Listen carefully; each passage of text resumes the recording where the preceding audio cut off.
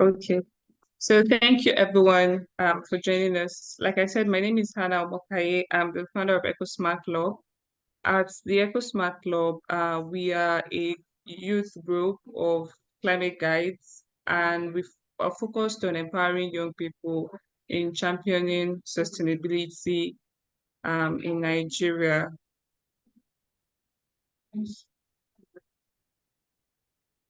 Okay. So, um,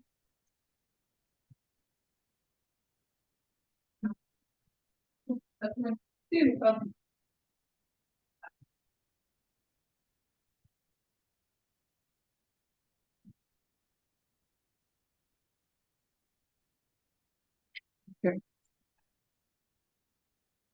Just like I was saying, our vision is actually to see an Africa where every young person is an active and informed contributor to a sustainable future. So young people are not just there as counting figures, but they are also actively participating in ensuring that we achieve a sustainable future. And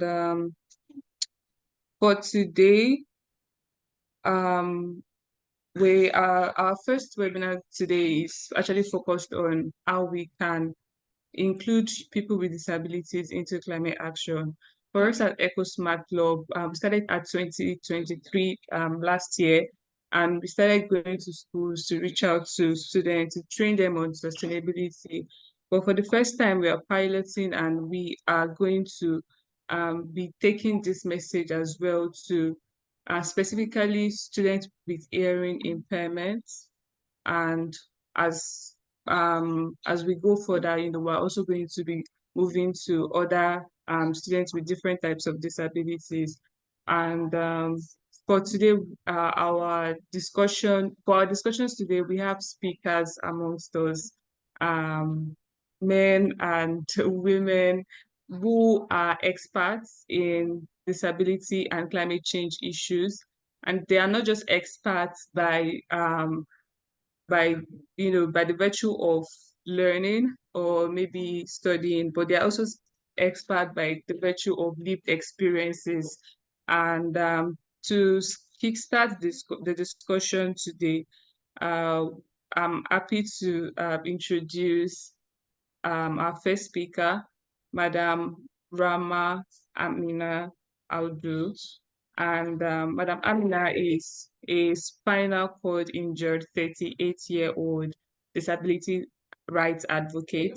And advocacy is centered on inclusive policies and accessibility in education. And she's involved in diverse initiatives that are at the intersection of disabilities and climate change.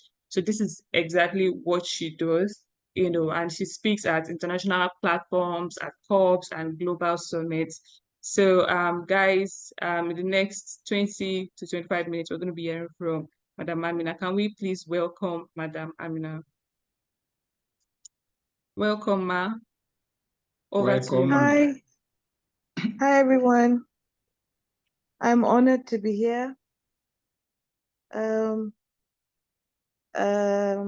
I'll be talking on how people with disabilities are carried along, students with disabilities are carried along and, in the process of finding the solutions for climate action. I'm honored to be here. I appreciate you and well done for your efforts. It's always an honor to have people that have interest in minority groups where persons with disabilities, and we're not just a minority group, but also vulnerable people who are immensely affected by climate change. So I'm honored to be here. Next slide, please. So we'll do a little introduction, and which is, let's talk about what climate change is and Obviously, well, this is just a little recap of what climate change is and how does it start, or how is it caused by. It's normally caused by changes, long-term changes in Earth climate, especially in the average global temperatures. It increases the way the ozone layer is more prone to excessive heat due to what due to the use of fossil fuels like coal, oil, and gas. And especially in Nigeria, we also have deforestation, and also in industrial processes. These are all major causes that amount to the um, more of carbon dioxide in the atmosphere. Therefore, by trapping heat and causing the planet to warm up. So this is really what climate change is. And because of that, we have seen that we have had series of, the weather keeps changing. There is a pattern now that normally is not witnessed, but now we're experiencing more rainfalls and all those kind of things. So because of that, there is need for us to all be informed. Why is this? Due to the impacts that the climate change causes, like rising in temperatures due to the global temperatures that are increasing by the day. That's why we now have longer summer days and also, heat waves. I don't know if you have noticed that the temperatures that we now experience during the day, if before you start feeling hot around 12 in the afternoon, you can start feeling hot around 9 a.m. or thereabout. And also, another impact of climate change is there is an increase in the sea level. And this sea level is what really causes coastal frontiers, places like Lagos, God forbid, but they are prone to flooding eventually because of the level of the sea um, is increased by the melting ice and the glaciers. And also, this has also brought about, extreme weather um, events like hurricanes. Last 2 weeks, we have heard about the hurricanes in America that happened in Florida. We also have droughts. Some places in Nigeria have had droughts for a few number of years now. And then another common experience we have had recently is flooding, which there are some certain states in Nigeria that have gotten flooding. The most recent one that we have experienced is the one in Maiduguri. So all these other impacts, they bring about also animals in the sea can die due to the warmth of the ocean, which before it was not like that. It also changes the ecosystems. The animals and plants are struggling to, you know, survive because either the heat is causing the plants to die, and the small animals also depending on their lives in the bushes are also having it really hard. And one of the most important, or one of the huge impacts of climate change is the agricultural part, which causes food insecurity and also health issues. All these extreme heats that you've been seeing, it doesn't go well with people with already existing health issues like persons with disabilities or older people, and maybe small children, or maybe if the person is having some sort of medication that can affect their well-being. So this is really one of the basic impacts of climate change. And but what we're going to look at now is, why is it important? Why are we talking about climate change and disability? You have heard that all these other aspects or the features of climate change, which it does not only affect persons with disabilities, but it affects everybody. But why are we different? Persons with disabilities are known to be more vulnerable in such instances.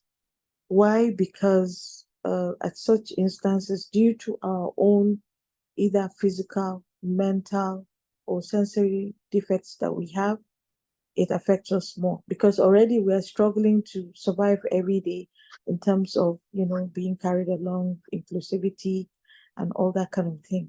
But climate change brings about all these crazy behaviors of weather, which can bring chaos, and it can bring, emergencies that nobody will be able to understand. So if care is not taken, as much as it's affecting everybody, it can also affect persons with disabilities, but not even that. During those times, it can affect our lives more than ever. It can affect our well-being, because already we are struggling in the sense that the services are not all that, those services that we need to keep on with our lives, to have a good quality life, is controlled somehow. But at such times, everything goes crazy. So that is why it's very important to realize that persons with disabilities are among those people who are most vulnerable at times of climate change instances. The World Health Organization estimates that 1 billion people in the world have one form of disability or the other. In Nigeria, it is estimated that persons with disabilities are about 31 million. And that number is increasing every day. And more people are getting older, they're aging with disability. As you have a disability and you're aging with disability, it just makes it just more compounded in the issue. So therefore, it is very, very important to really look at how climate change impacts persons with disabilities.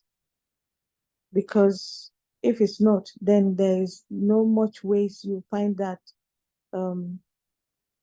people are being taken care of in terms of all these emergencies that can crop up due to the climate change. So some of the impacts of climate change on disability includes like vulnerability, increased vulnerability, because already persons with disabilities are vulnerable people. They always like have one mobility issue, or like in the case of maybe they can't see or they cannot hear and they cannot move. You can imagine how it would be if we're talking about, an event of like hurricane or flooding, which can make it very difficult to evacuate such people at that time. So, and also during such emergencies, like during that COVID-19, for example, look at how everything was shut down. The hospitals, you go to the hospital, they don't even allow you to get admitted because everything is shut down. So imagine during an event of climate change, maybe hurricane, wildfire, or flooding, which is we are more into it in Nigeria. it touches everything. No hospital. Majority of people with disabilities, especially with physical disabilities, you find that they always have one issue of going to the hospital, like maybe for their physiotherapies, for the physiotherapy, or maybe they have issues like speech therapy and all those kind of things. Some also rely on medical supplies. Some take drugs. So imagine if such an event happens that you can't have access to um, um, healthcare, and also there won't be TV, there won't be radio, there won't be transportation. You won't even know what is really going on at that time. So that's why it's very, very important to keep everybody informed, including persons with disabilities. And all this, um, say, for example, the raise in temperature. I can give you two examples of people with disabilities who are well impacted by these raising temperatures. For example, people with spinal cord injuries. That's the community I'm from. We do not have, like, say, a thermostat. Our bodies cannot regulate heat. So when it's hot, it's extremely hot. You can touch our body and you can feel the heat on our body, because due to the paralysis, it has also affected how our body regulates its temperature. You find a lot of people who are affected by this and they cannot cope. They become disoriented. That's why we keep advising, oh, drink water, so that you can cool yourself down, or you have light showers, or spray water bottle on your body and all that. Another set of people with disabilities that are also affected by extreme heat is also people with albinism. Due to the lack of melanin, you find that their skin is prone to having skin cancer. So, um, and like I mentioned earlier, those with maybe one illness or the other, that you will have to be taking medications, and these medications can affect how um, um, they feel in the hot sun and everything. Another impact of uh, climate change on disability is that many people with disabilities face economic challenges. you know. So you find that they either do not have jobs, they are not empowered to have, um, things they can do on their own. So therefore, persons with disabilities, in fact, are among the poorest of the poor around the world, because some of them, like us in Nigeria, you find that majority of persons with disabilities are uneducated, and you can find them in the rural areas, and they hardly have hand jobs or anything like that. So many of them rely on, daily living, either maybe selling bread or anything like that. You can imagine in terms of, such emergencies, that this can affect their well-being, because nothing is really going to come out of it. And also, so there is also another impact is the barriers to adaptation. Efforts to adapt to climate change, like new infrastructure or disaster preparedness plans. Hardly would you find people with disabilities are aware of this, and they are not included. So this makes it really the worst situation ever, because in such emergencies there is need for preparedness plan for everybody, either children or women and persons with disabilities. And what makes it more dicey is persons with disabilities, even though we're all persons with disabilities, but we're diverse. Each and every disability, you find that, for example, the evacuation people would need to understand what kind of disability the person has, and how they'll be able to be able to evacuate the person in terms of emergencies. So, but you hardly find the plans are being inclusive. So it's really one of the biggest problems we have really. And it's such a horrible experience if that is not taken into consideration. So these are all the kind of impacts that we face in terms of, climate change and all that. Next, please. Next slide, please.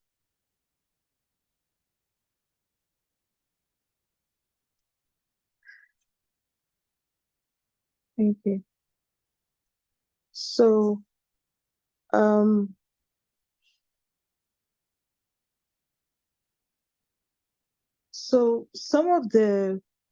one of the things that has really cropped up is, in trying to find solutions, not just the solutions, but to make sure that everybody is equal, regardless of whether the person is disabled or not. And that is the framework of climate justice. Climate justice is talking about how, regardless of which background the person comes from, even though that even the persons with disabilities are those that are affected by climate change the more, because mostly they don't even have cars, or they are not even like guilty when it comes to when you're looking at how people contribute um, to the all the ways that climate change has turned out to be. I don't know the right word to choose. I'm so sorry.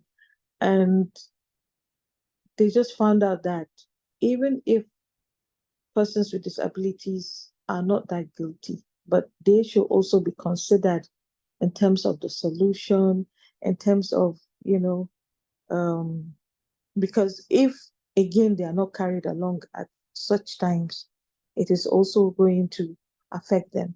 They are not guilty, but yet, because of all the solutions that have been looked into, it focuses on ensuring that those, that are least responsible for climate change, that's the persons with disabilities, are most affected, are included in climate solutions and benefit from the transition to sustainable societies. And some of the core principles of climate justice is to have like disability inclusive perspective. The climate justice that ensures, regardless of their physical, sensory, intellectual, and cognitive abilities, have equal access to the benefits of climate action. A lot of these things are spoken about. How do we even prepare if we have warnings? And then again, if such emergencies happen, you find that how do you now cope with the chaos at that time? Persons with disabilities are always forgotten. They are always put at the background. And if you don't know about it, you won't be able to help the process. Recently, I saw a video of Maiduguri flooding. I saw a lady who was crawling. She didn't even have a wheelchair. And it looked as if, half of her body was not moving, but she was using her other part of the body to crawl on the ground. They were sharing food, and there she was behind. But because the able-bodied were the ones that surrounded the guy that was sharing the food, he didn't see her. Another thing that climate justice also talks about is there are times that they talk about, loss and damages. Those that have been affected, they still need to be like socially protected. And again, still, persons with disabilities are still forgotten.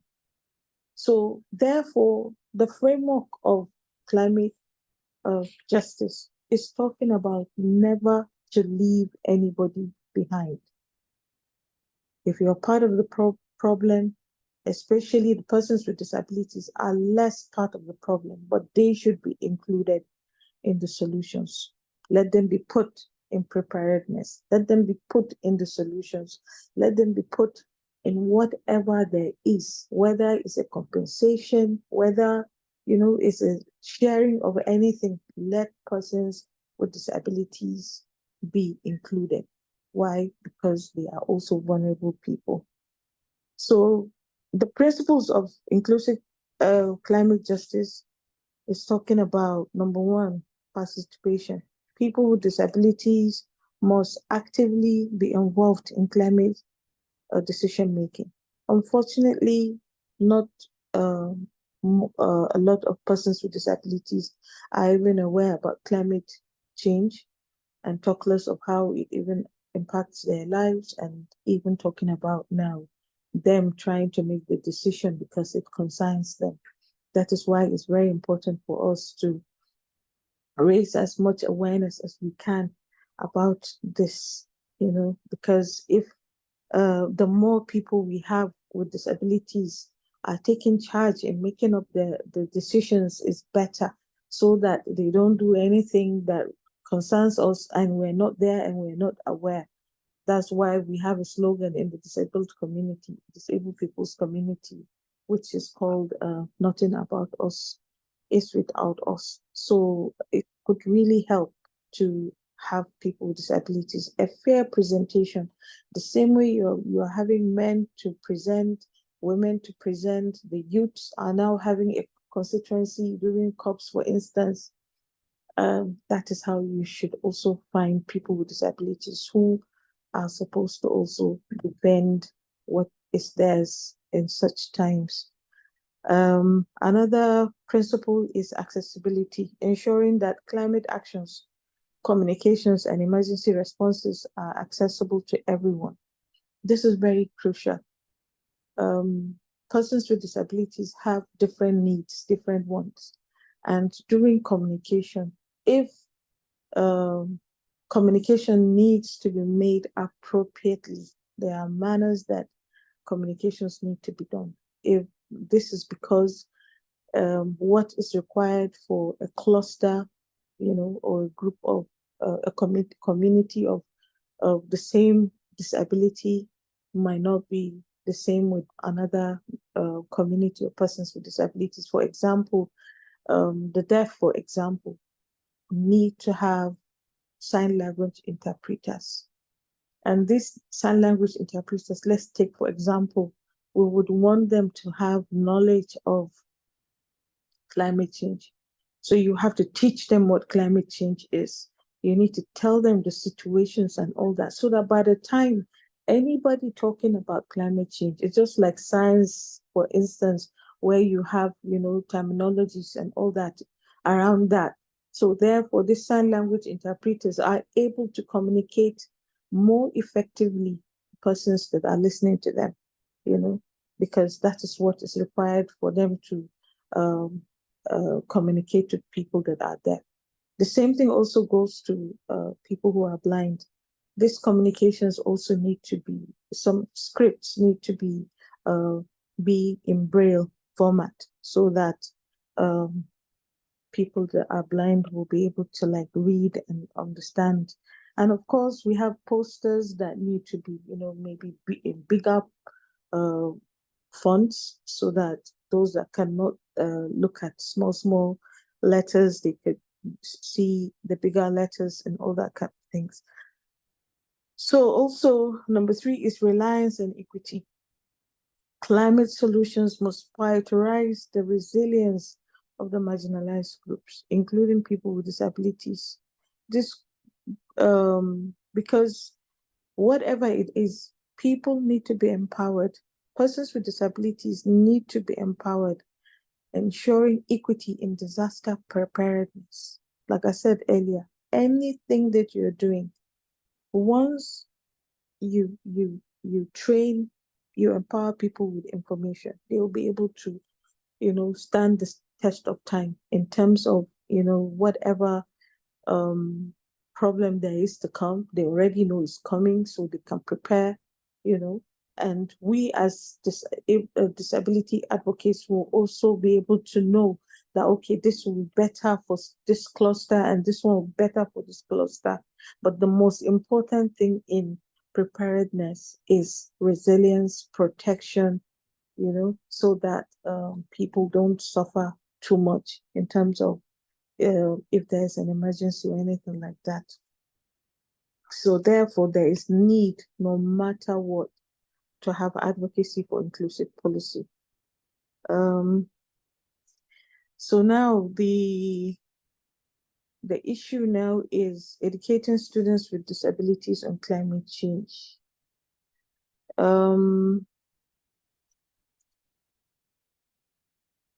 Like earlier, what my sister said, educating students with disabilities, and they want to, like, for example, specifically speak on persons with hearing impairment. Here, I'm looking at collectively persons with disabilities, I mean, students with disabilities, about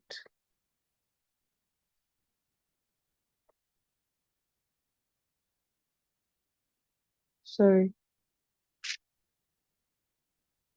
another call came, so sorry. Oh,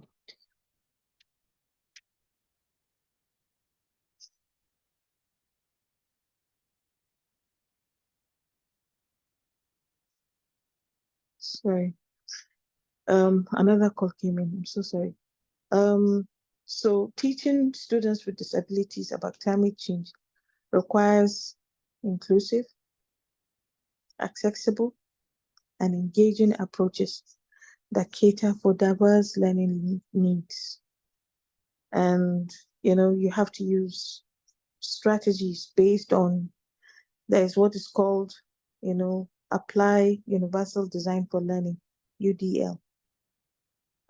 It's a framework that promotes flexibility in teaching and provides multiple ways for students to engage with express with and express their understanding of the concepts of climate.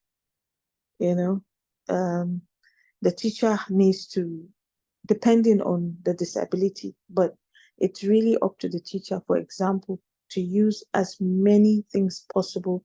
There are times that they will need to use posters. There are times that they can use videos, and you have to be really explicit in making these informations, and also use visual aids like posters, I said, and also, if possible, provide materials in Braille and large prints for students with visual impairments. Another strategy is to engage students. Let them, have that interactive session about, because I'm sure everybody has an experience, just that when you don't talk about it, you won't even know. So therefore, it's good for teachers to engage students, let students speak up of their experiences, so that they can be able to, like, participate, through diverse activities. They can also have group discussions, even go for field trips, and also they could write essays, they could do drawings on their own about certain things like plants, dying plants or drought or anything like that. And they can even use, some assistive devices, like screen readers, and also so many other things that are, you know, really going to help in trying to describe the situation. If you cannot see, you'll be able to understand, by the description that has been made. And you can even feel, if you give a student the example of maybe seeds, these seeds, for example, that if they take too long, the rain might not fall on to have a good yield in the farm. That's in agriculture, for instance. It's good to have as many examples that we have in the environment as much as possible, so that, it will be able to help. We also have, like, storytelling, people that have experiences in the village, how it was before and how it is now, the differences, so many things that we can do, in to be able to like engage students. And another practical thing to do is make sure our schools have gardens, teach students to have gardens. That is a typical example for them to see what is happening by the time they plant, especially depending on the season or the climate at that time, they'll be able to tell. And they'll still come back to the class, do a storytelling, or they can be narrating how they have seen their experience, how much yield they have gotten. And that is exactly what is happening in our situation. And also, um, maybe give them assignments, about, even if it means for them to go to IDP camps, that is if the state has IDP camps, for example, just in case if there is anything. But as much as the teacher can do is to give as much effective teaching on climate education, so that all learners are empowered. And whatever it is that they are doing, they need to mingle together. Because, for example, in terms of emergencies, it doesn't really matter whether the person, even if the person is not disabled, but they will be able to look out for their schoolmates or maybe their neighbors or anything like that. So whatever it is, let it not be done in a segregated manner. It's something that affects all our lives. So therefore, it has to be done at the same time together with other learners. Next slide, please.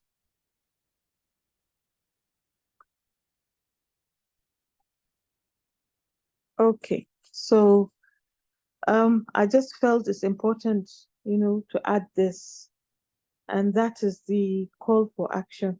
You know, those of us here, and even, when you go home, try to become an ally for inclusive climate action.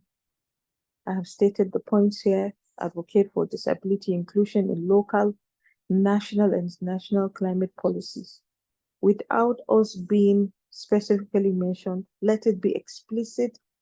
Let it not be just a statement, okay, we're putting persons with disabilities. No. These policies need to serve as, like, guidelines. That is why it's very important to sit down with persons with disabilities who are aware of such things going on, so that they'll be able to make their own contribution. And so that even the people are not there, the policy should speak for itself, so that at least we have that participation and also words people from the people with disabilities community. Engage with disabled communities to understand their specific needs. It's not always about just going to Abuja and, having tea breaks and having programs. The real people that you're talking about, they need to be among whatever there is, because that is how you will learn. You know, um, you cannot just find a solution to something that is not there. So it's always good. We have different organizations of persons with disabilities, and they are all ready to be invited. Even if they don't know what it is part of our jobs, as disability rights advocates, to give them capacity building of what is going on and what is expected of them to do, so that they too they have a say. Promote development and dissemination of accessible educational materials. This one, yes, this depends on also, say, for example, Ministry of Education, and maybe inclusive education teachers who should be in the best position to give appropriate education materials, support and amplify disabled people's voices.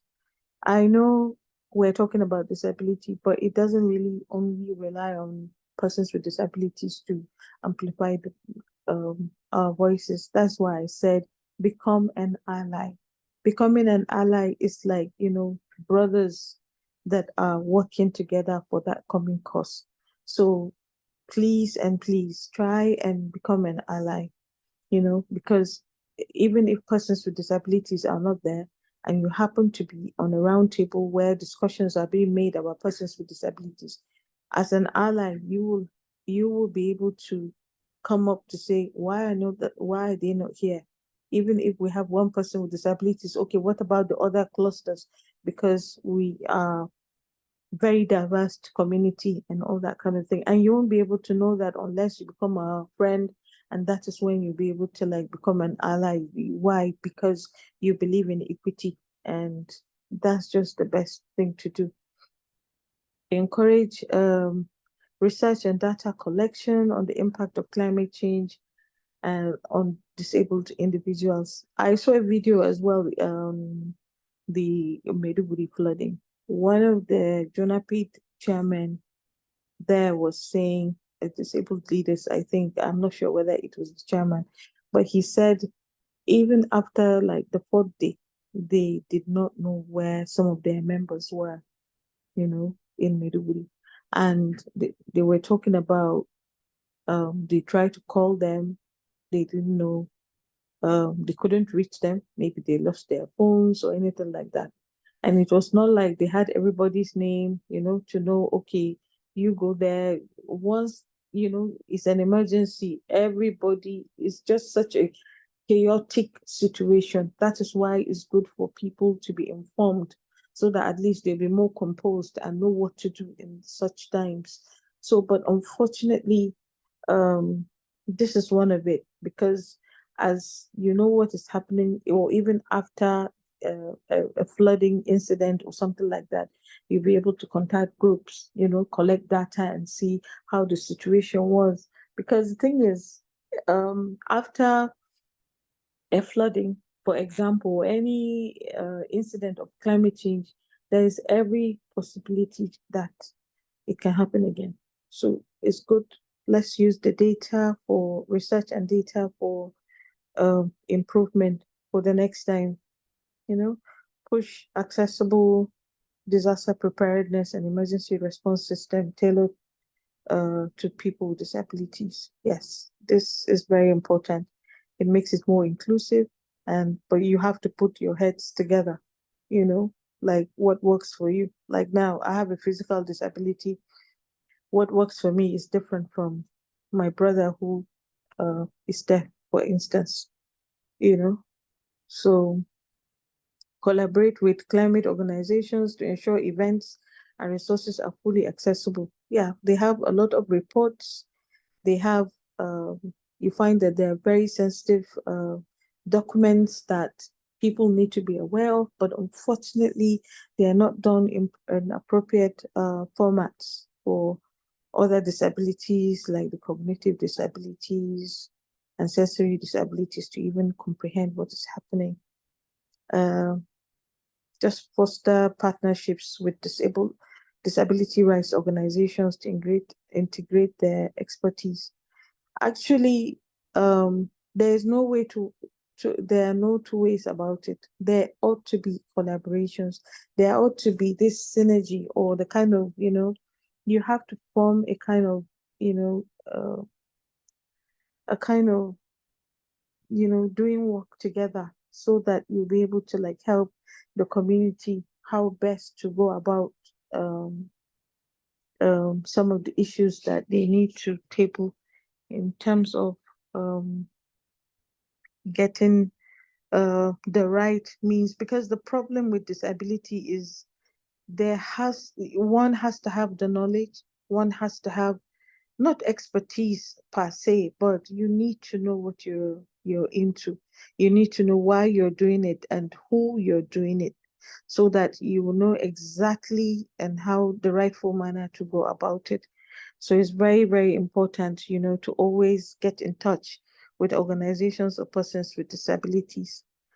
Advocate for sustainable adaptive infrastructure that serves the needs of disabled individuals during climate related events.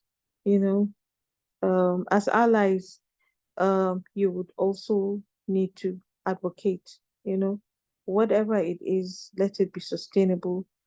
The problem with, in case of climate events, climate change events, there were times during the Katrina hurricane. I can't remember what year it was in the United States.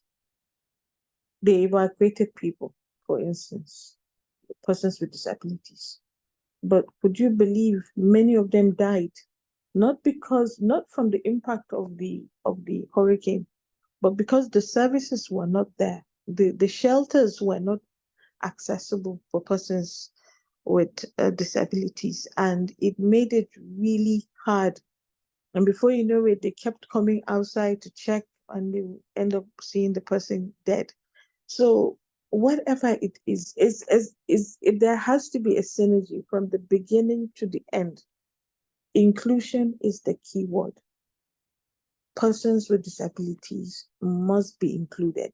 If they're included, how are they included? This is a very important way to know. And because we are talking about climate change, it's different from inclusion in education. It's different from inclusion in maybe in flying. When we're talking about inclusion in climate change, we're talking about the preparedness. We're talking about what about in the event of the the the the incident that is happening, whether it's wildfire, whether it's flooding. In Nigeria, we have issues with flooding, and we also have issues of drought. So how are people with disabilities included? You know, and another major thing you can do as an ally is to help spread the word, spread awareness about the intersection of climate justice and disability rights, making it a central part of the broader climate activism efforts. Because I'm telling you, if you don't talk about it, once you raise voice, that's when those big people will be able to like understand, okay, let's sit down and talk. Because there is no point. You're trying to save everybody, but yet there is a small number of people, who are they are not should I say neglect, or are they deprived? I don't know. We shouldn't use such words, but I think if they're included, then nobody else can use such words. So please, I appreciate being given the opportunity. I'm so sorry. My phone. I'm using my phone, so and it's giving me different kind of. That's why I keep jumping from one line to the other. But I appreciate it. Thank you for listening, and I appreciate being invited to talk today. Thank you so much. Wow, thank you so much, Ma. Guys, can we give Madam Aisha a round of applause in the Thank chat you. box? Thank you, Ma. I've actually learned a lot.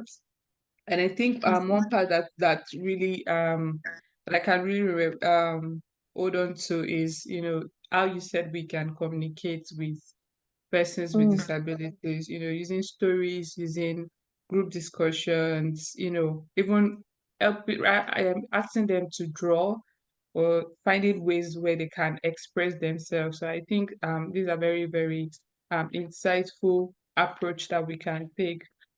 Thank you very much, Ma. And I thank think you. because of time, we'll quickly jump to our next speaker. That's Social. And Social is a youth and disability right activist, is a blogger, and the co-founder of Good Leadership. And he advocates for climate change awareness, human rights, and accessibility and inclusion. He's based in Nepal, and despite losing his sight at age 11, he has been a leading voice in disability advocacy, and he uses radios and online platforms to raise awareness. So, guys, let's welcome Sushi to the call. Hi, Sushi. Hello. Can you hear us?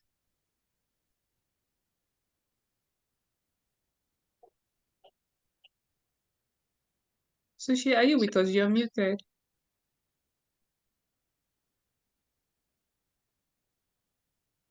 Hi, Sushi.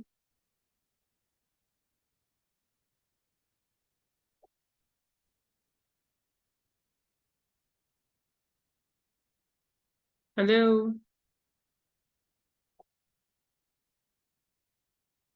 Okay. I think we'll just have to check back at social. Meanwhile, we also have a case study presentation. I think we'll just go into that and we can now take Sushi's Hi, hi, presentation. hi. Sorry. Oh, Hi. finally. Sorry. Thank you very much. Sorry. Yeah. Yeah. I had some difficulties in on muting. It keeps sliding. So yeah. Shall I start now? Yes, yes, please go ahead. Thank you. Okay. Hello, hi, namaste, everyone. From the lap of Everest. I'm Sushil, just like the Japanese food called sushi. So I'm very honored to be here today in this, almost approaching midnight here in Nepal. Yeah, I'm getting late, but I'm very active, awake, and energetic, to hear the first presentation by Madam. Yeah, so maybe some of the points that could be repeated, but I would like to be very brief in terms of presenting some experiential as well as some sort of practical things from Nepal that we have been doing in terms of climate justice for persons living with disabilities. But first, let me stress on the fact that whether we live up in the mountain or down in the valley, the impact of climate change is everywhere, regardless of any abilities. And specifically, persons with disabilities are the most vulnerable entities to the impact of climate change because of our specific needs and challenges. And in terms of Nepal, we have recently faced um, the massive flooding just a couple of weeks ago, and I was also leading a campaign to provide relief for the families, children, and adults. That some have all have lost some, but some have lost all. And it also shows that how vulnerable and how fragile the situation is if something happens. The things get much worse. And in Nepal, yeah, we have been dealing with several issues of climate change, from glacier melting to drought, extreme weather condition, and monsoonic fluctuation. We have pretty worst monsoon every year, from say May to late September, things get worst. And even in the winter, we have some sort of extreme weather condition, cold wave is there in plain land, and glacier melting is there.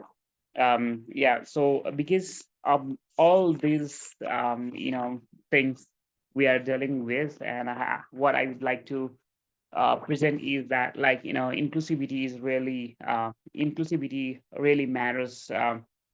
And I have seen so much obstacle in terms of accessing information and right to participation, in terms of getting information very right way. And also there is some sort of lack here in terms of inclusive planning and inclusive communication, where whenever we talk about climate change mitigation, and it also directly relates to natural disasters, and how uh, we tend to you know perceive this, and what kind of mm, farsightedness we adopt in terms of combating all um, the impacts, potential impacts that really symbolizes some sort of urgency, right? So having said that, I was through good leadership, organizing a kind of community of practitioner for especially with bunch of young people living with disabilities. Because sometimes what I have felt is like people talk about different issues as fancy or buzzing terms, but in reality, in simplified way, they don't know like what that really means, like but several big bloated organizations like UN and so many other entities, they have like we can see like climate change everywhere,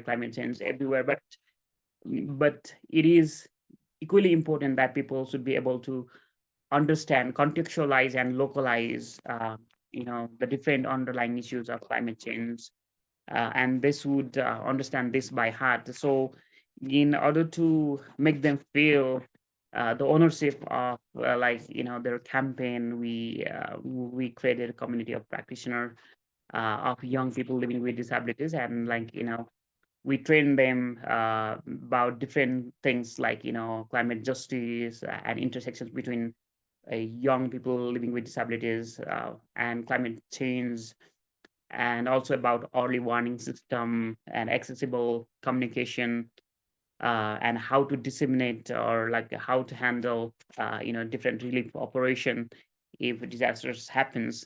And having learned something from us, and they went to different schools and delivered the cascading model kind of things in simplified version. So just making the story, a long story short, we are in Nepal trying to penetrate the climate change and climate justice thing in more simplified way, in pragmatic way, so that even children or adults, like as for their level of understanding or expertise, they will be able to interpret the script, and they could do something about it, right? So even some sort of like a very simple thing or a small thing can also have some bigger impact, and they could be also the ambassador for their own communities and architect of their own future in terms of combating climate change. Yeah, we are very much committed uh, to contextualize this in the context of Nepal, so that more people will be aware of the different impacts of climate change, and also there could be some sort of progressive realization in terms of like our own roles and responsibilities, to deal with this. um yeah, so now I'd like to also talk about some sort of policies, because ultimately we also need to have some sort of guidelines or policy that would frame and guide different that could create different guidelines in different like in emergency situations. For example, like an accessible evacuation, or there could be resilience building efforts, inclusive education and awareness, or development and dissemination of information system, or accessible um, resources in accessible format, or different tools to help them understand different climate related issues. In order to influence this, like we are constantly in dialogue with different stakeholders, and trying to stress on the fact that the persons with disabilities shouldn't be left out,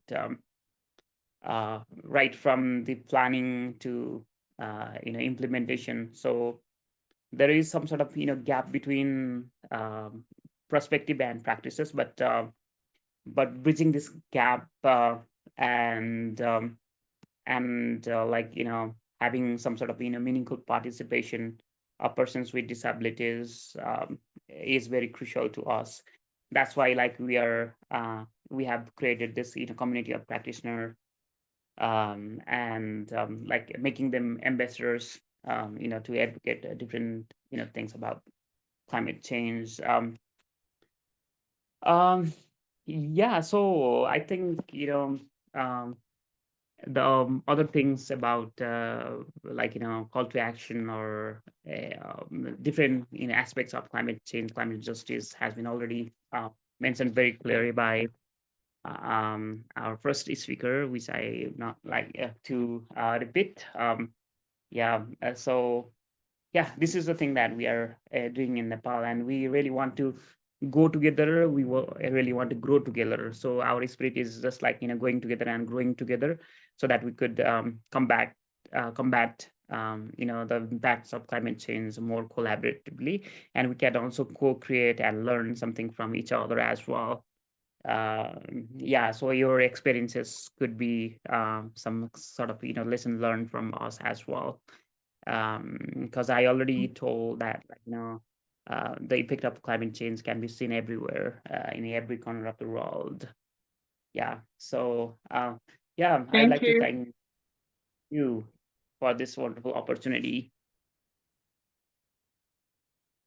Yeah, thank you very much, Sushu, for that very awesome presentation. I think I was able to relate. And one thing that I think we cannot agree is that this impact of climate change is the same everywhere. Just like you said, as we're experiencing flood here, they're also experiencing in Nepal as well. And the issues, unfortunately, with stakeholders are the same everywhere. And I think I like the idea of the community of practice that I created. That's really an awesome initiative that we can also learn from.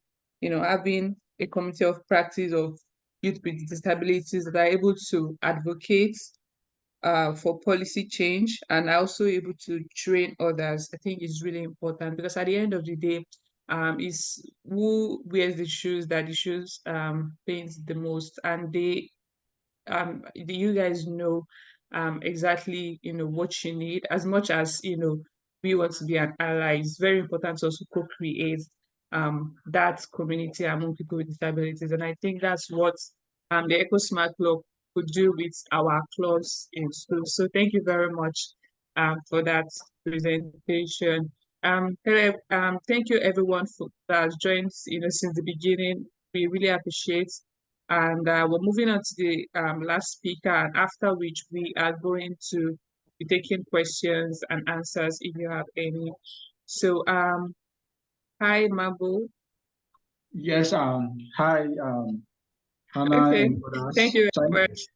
And let me quickly introduce Mabo. So, Mabo is the national coordinator of the Friends of the Earth organization at Sierra Leone, and his initiative promotes sustainability and climate justice, and they are also very dedicated to empowering vulnerable groups. So he's also a case study presenter, and he'll be sharing what they've done in the organization with us, and we can also learn as well.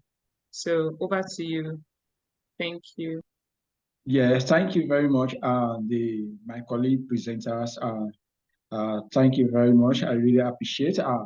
Yes, my name is Mamu Alfasano. Mm, Yes, the organizations I'm representing is Friends of the Arts Sierra Leone. Um, the project title that we did is Climate Education and Participations Projects for People with Disability in Climate Change Mitigation Discussion Decision Making System. Yes. The introduction of the project, after everything we have done on the project towards the project. So Friends of the Sierra Leone Climate Education and Participation Project for People with Disabilities in Climate Change Mitigation Decision Making System building. Projects aim to enhance climate literacy and promote inclusivity for children with disability across 15 targeted schools in Sierra Leone. This presents a comprehensive case studies highlighting the project successes, challenges, recommendation, and lesson learned. Under the introduction, we targeted 15 schools. So you can also see the activities that we did, the photo of the communities, the schools that we engage with the different groups. This is one of the vulnerable school, which is School of Blind. So the man we you are seeing is Hanafi Sowa. He also a disabled person. He is a principal of the school. This is also another community that we work. We mitigate climate change activity with vulnerable people with disabilities. So we come to the success of the activity. So one of the success is increased participation, where we engage 80 children with disabilities. Person living with disability include a deaf, dumb, albino in climate education's carbon footprints activity, significantly improving their self-existing and social skills. Let me just deliberate on this, the first area, which is increasing participation. In some communities in my countries, some disabled will even afraid to attend school because provocation. They will ashamed because when sooner you are disabled, maybe you are deaf, you are dumb, your part is somehow vulnerable. So maybe your colleague will provoke at you in school. So we come to the accessible educational material. So we think about the resources, develop resources, including barrier materials, visual aids. So during the project activity, we use different materials. So maybe the deaf, the dumb, albino that they can see, so that they will able the poster can able to speak much more better, because in even some villages, some people are not educated. So we can use also a poster. So the poster, we can able to educate them what actually the poster is mean. We explain everything to them. So on the climate change education accessible to all participations.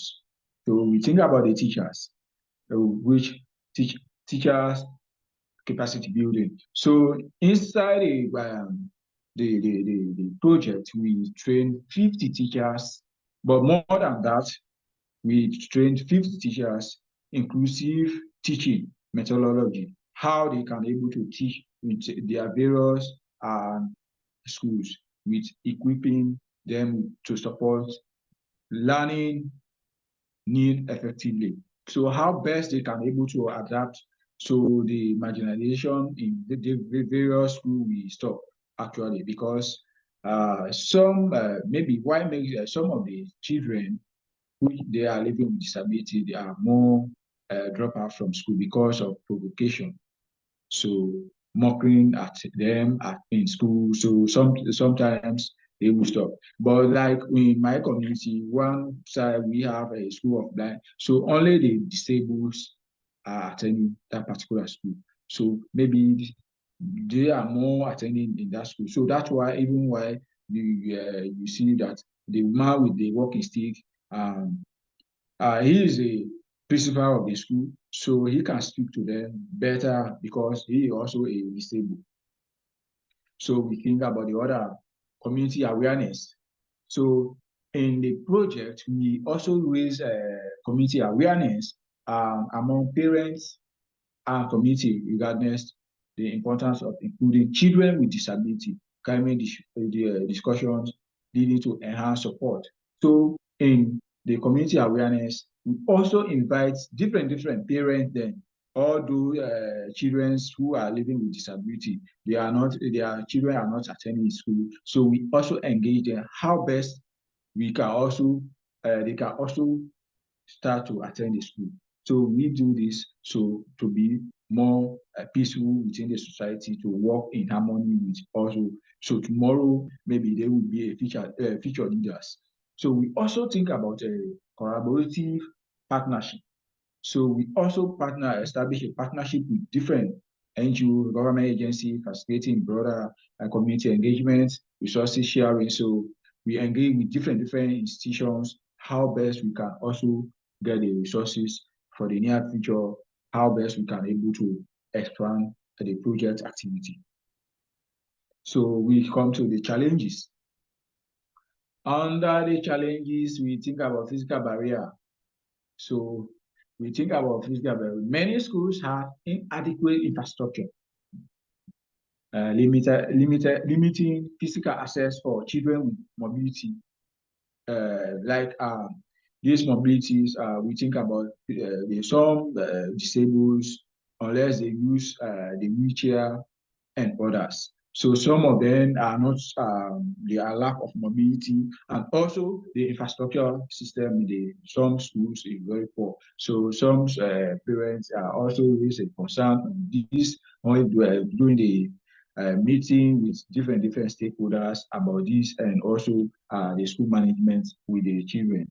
So that's why some of them they prefer to attend their own school, which is school offline, so that they will, because they have a lot of facility, they have tailoring, they have different area which they learn. They also have the computer lab, so they will also learn computer and others. So we think about um, resources constraint. So in the resources constraint, we think about the funding restricted. So this is one of the biggest things.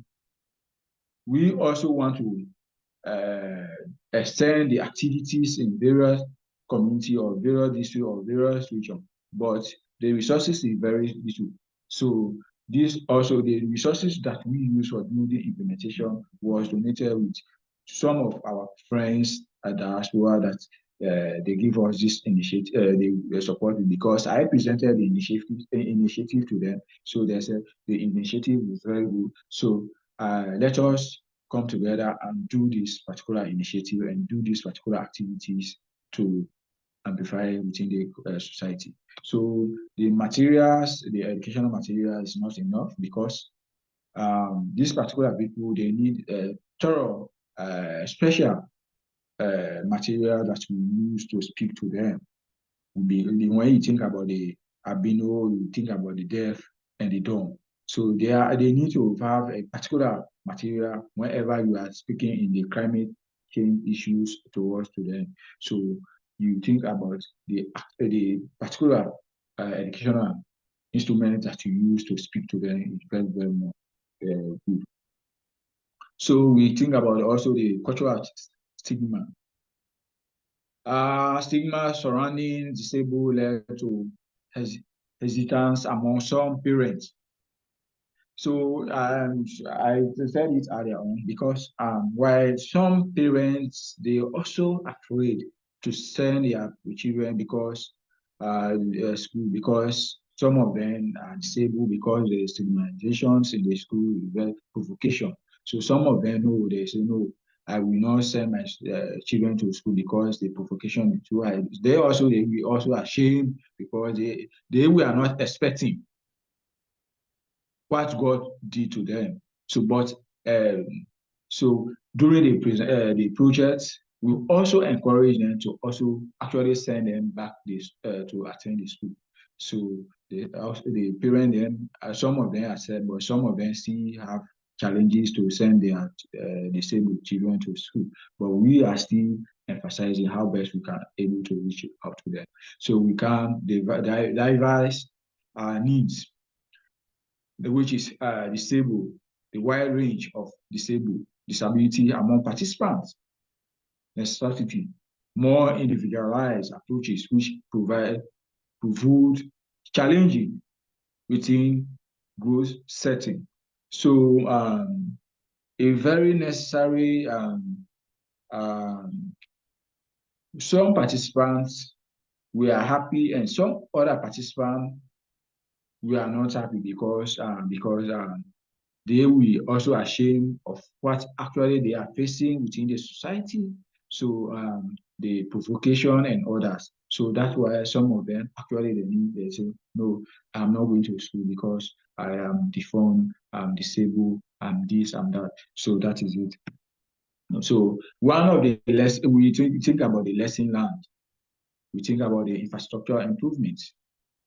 So future project must prioritize enhancing school facility to ensure they are accessible for all children, regardless of their physical ability. So, and one of the things we infrastructure thing we that we engage with, which is lesson learned in the near future of the project, sooner after the implementation or after the project. And we also need to make a provision for the disabled, the route to the classroom, make a in terms of the infrastructure. Whenever the government and other partners they are constructing a school building, they need to have a passage for this disabled so that they will know the route that is going to the class and also where the route that is going to the toilet also. And the other one is ongoing training. So we think about continuous professional development for teachers in inclusive educational strategies, essential to adapt to the very need for student effectively. So the teachers need to continue the strategy, inclusive education, how best they can also um, um, adapt to the system to continue the encourage the students who are disabled uh, to attend. So that is it. Next slide, we think about the community engagement and involve parents, community leaders in awareness campaign can help mitigate stigma and promote inclusive practices. So we also engage, we also involve the communities, the stakeholders, the community, the stakeholders, the management, the other people, the youth leaders, and others. So how best this campaign can be reached to the poor people within the society. So like we also think about how best, and because why some of these children, the other key issue, and I don't want to forget it about it, why some of the one thing we need to know, one of the thing some of the parents are facing is massive poverty because some parents are not able to even afford a dollar a day. So that's why that is one of the reasons. Two, so if you cannot able to offer to able to get a dollar $1 a day, so I don't think you can actually send your child to school. So, but also and done, we also encourage the parents to send their disabled children to school. So we can find another alternative ways how best we can able to support in diverse way. So we think about the resources development. We creating adaptable educational resources that cater to variety of learning needs. We enhance the effectiveness of climate education. So we are this other area. We also think about educational resources, the resources that we can use for the learning we need for effective climate change educational within various schools because we have target 15 schools. So under the 15 school, we also need to engage another if we have another funding in the near future to extend the activity in different uh, municipality within the country. So that is it.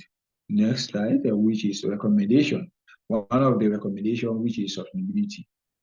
Encourage ongoing partnership with local organizations for continuous climate education effort. So this sustainability will also try to encourage other partner to work to other partner with local organizations, how best they can able to support the climate change education effort with disabled children within the society and also in the school.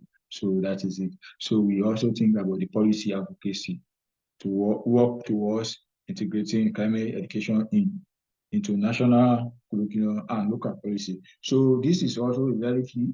So we also think about how best we can also do the governments and the organizations, how best and other partner, how best the national level, how best they can be able to put it in the curriculum, school curriculum, to be a policy so that the disabled children will be free within the society.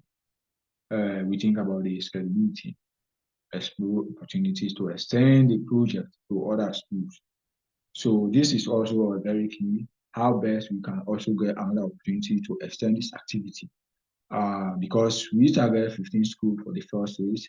So if we have the resources in the near future, we can also extend the other project, the other activity in different regions within the country to so that the disabled discrimination will be less. But if not, if we only target the 15 schools, we do not continue the other balanced schools within the country, it will be actually because we have a lot of things to do because of the limited resources. That's why we did this one. So we come to conclusion. Under the conclusion, we think about the conclusion of the project.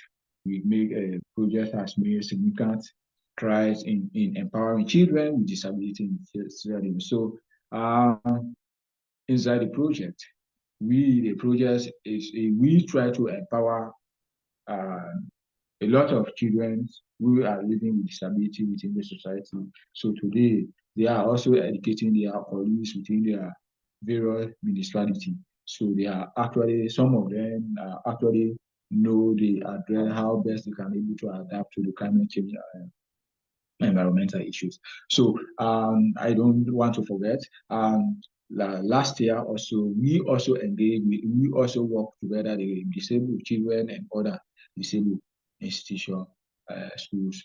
We plant 5,000 trees in various schools. So they were also the backbone of the project, how the project will be the sustainable project within the society. So because we also use the economic trees, harvest, so mango, orange, and others. So in the near future, the other disabled children will also use as a food to eat in their campus. So we also the last one, which is about now, we need to think about the focusing on inclusivity and community engagement.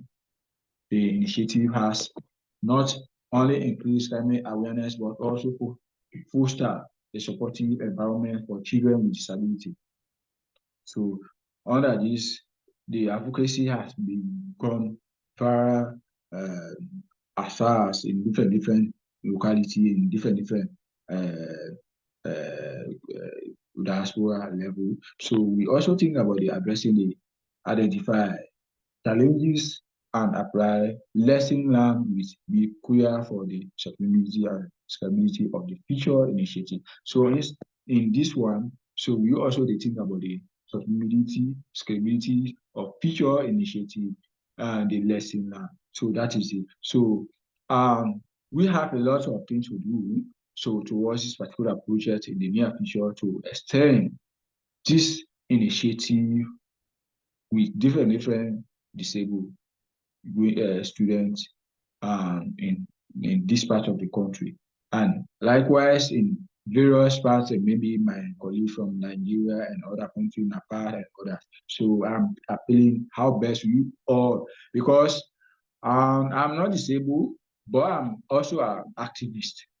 So I'm trying to advocate for the disabled. So in one of my the school that I call the School of Blind, so I have actually advocate for them how best and some donor will actually help them to construct a school for them. Also think about how best they can also get the government, the other donor will start supporting with school feeding and other educational material. So they have not yet approved, but actually I'm still the fight how best the project will be approved so that the material maybe less. So then the majority of the disabled in this part of the district we also actually be attending the school so that they will be happy because if they are all the disabled are attending one school, it will be happy because they will know how best they can able to adapt and are able to address the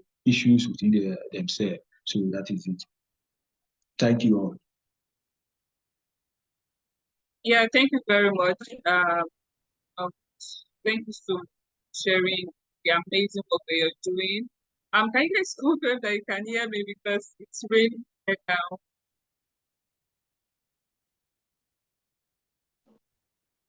Oh, Thank you, I hope sir. I'm clear. Yeah, I can hear you. Oh, okay. So thank you very much. I think in this college there are more many that are like that are not physically challenged. We are actually allies and nothing.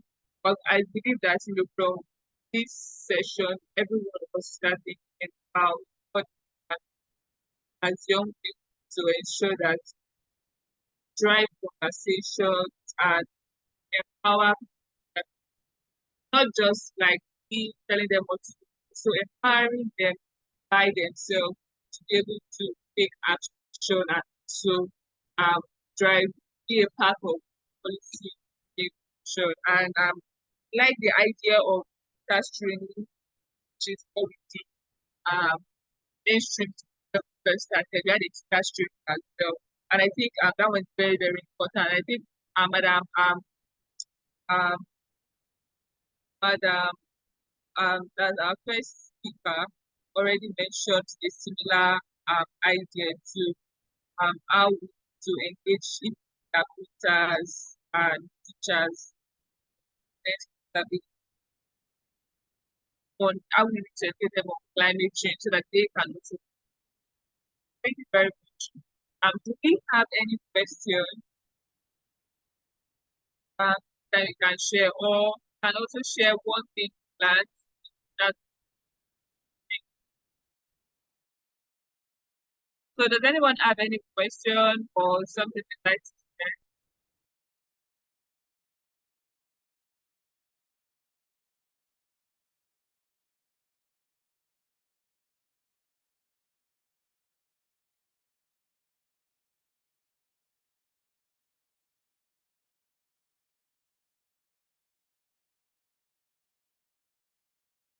Can I go ahead? Can you hear me?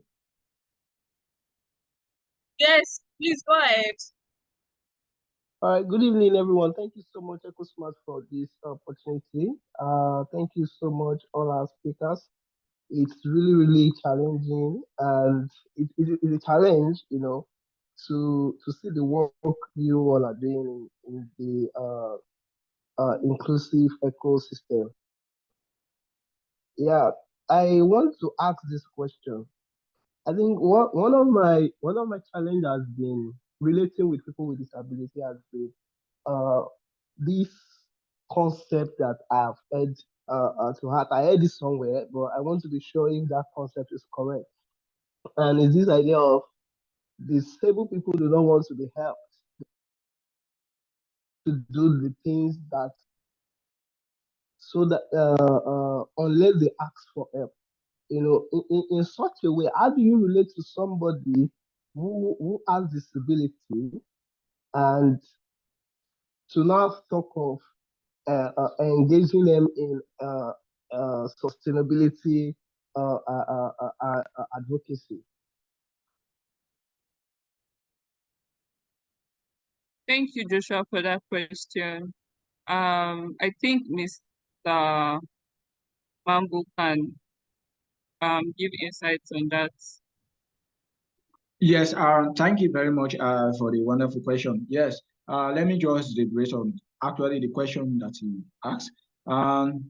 Towards the questions, my organization and the previous leadership, which is the former president of Republic of Sierra Leone, which is H.E.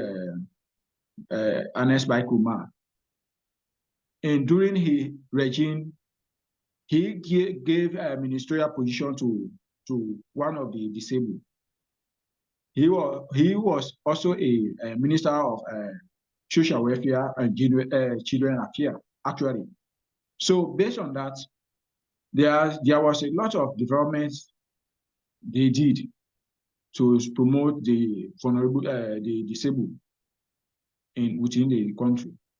So likewise, this other government, there is a challenge, but we as organizations, they cannot able to speak their own voice, actually go viral.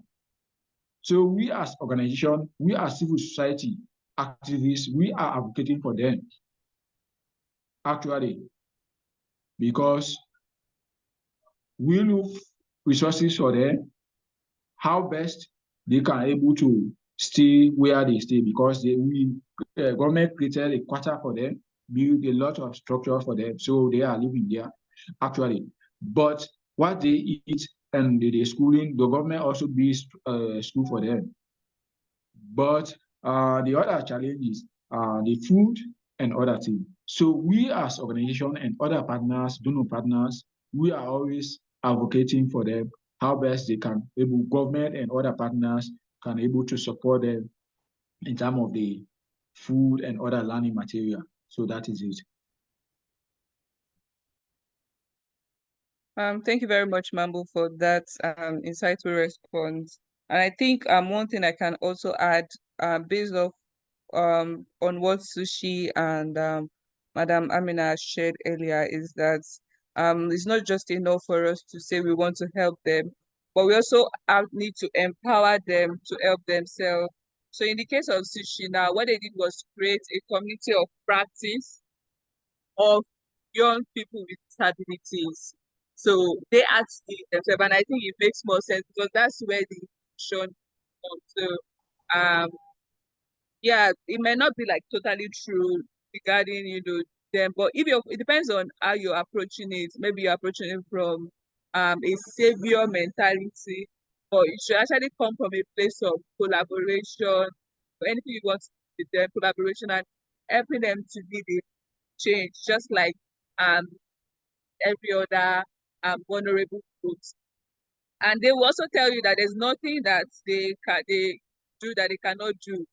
So for instance, we had Sushi that joined this call, is visually impaired. Madam Amina too, she the spinal cord disability, a person with disability, and you saw how both of them presented very soundly. So we need more people like them, to drive conversation. So yeah, I think that's it. Okay. So we have Bola Usman, and he shared his experience, said that it's a wonderful experience and is further educated and enhanced. Okay, further educated and enhanced empathy to inclusiveness and extension of awareness and advocacy to the special community.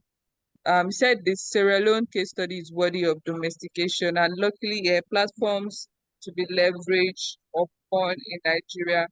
Okay, so this is Bola Usman, the convener of Islamic Club and Empowerment Initiative. Thank you very much, Bola, for joining us. We really appreciate that you joined this conversation and it's exciting for you. Thank you. If you have any other thing you'd like to share, you can also drop in the chat box, or you can also say it as well as we round up. Mambo, sorry, your hand is up. Do you have a Yes, contribution? yes. To us, just an addition actually, and actually really interesting. I forgot to add actually in my presentation.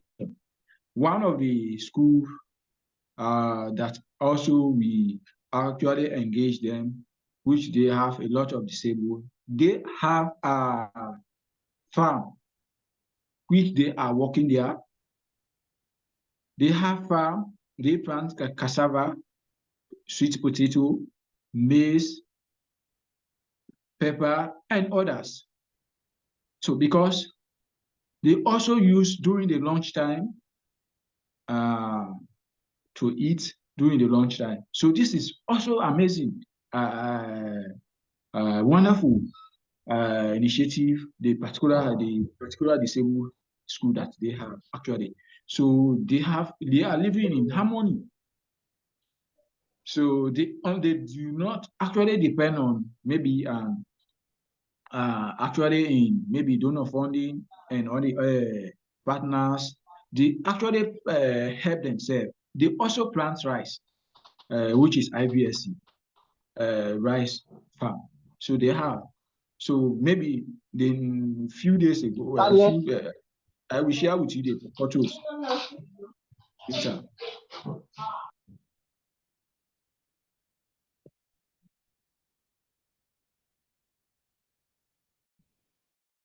Um, Hi, ma'am. Thank you very much for that contribution. Thank you so much. Do you have any other question or contribution? And can we drop one thing we learned or we're going to be doing afterwards in the chat box?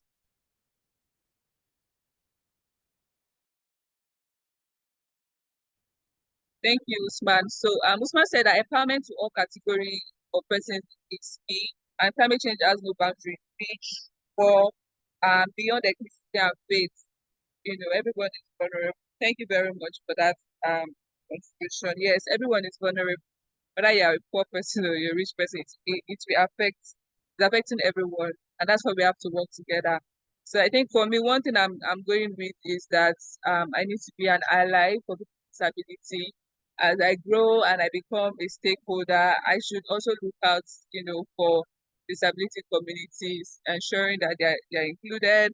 And of course, for us at EcoSmart Club, we are moving on with this mandate and would ensure that we take this forward and really create that um, community of people with disabilities that are able to champion climate action courses in Nigeria and even beyond.